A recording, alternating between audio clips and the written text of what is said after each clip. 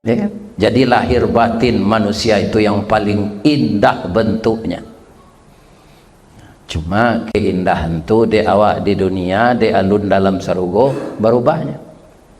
Adona lah bantu taruang bau. Bab itu ya lah guys. Dulu sekat ketika gadis tu tanyalah ke lakinya, rancak kecil lakinya. Orang gaib nak bantu taruang bau tu tanyalah ke lakinya. Pasti rancak kecil lakinya ketika gadis. Iya dah. Kalau tak rancak menganya nikahi.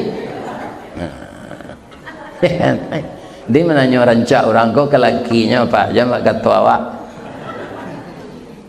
Ambo bu bini ambo nalah mati tu ambo nikahi umur 9 balik.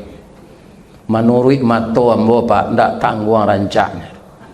Rambutnya gariting. Bulu mato tabat. Hidungnya sedot suntungga antaro pesek jo mancuang. Ya kan bibirnya tipih, giginya putih halui-halui. Kalau galaknya berpicang. Ya. Itu dan tak boleh. Ambo nak minta persetujuan apa? Lo ke menurut ambo. Ya kan? Kalau nyo minum air putih wah nampak mai lie siko.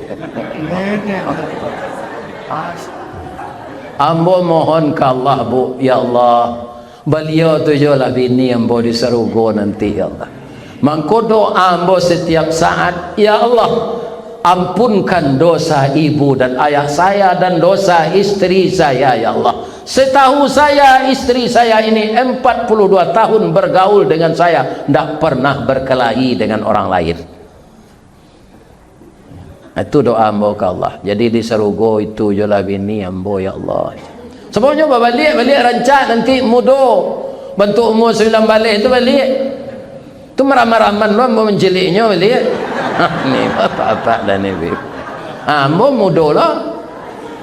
Orang tak bagi gigi kau tak ada di sarugo. Sebab itu nyotuka di Allah juga gigi baru balik. Orang asam urat, darah tinggi, kolesterol tak ada di sarugo.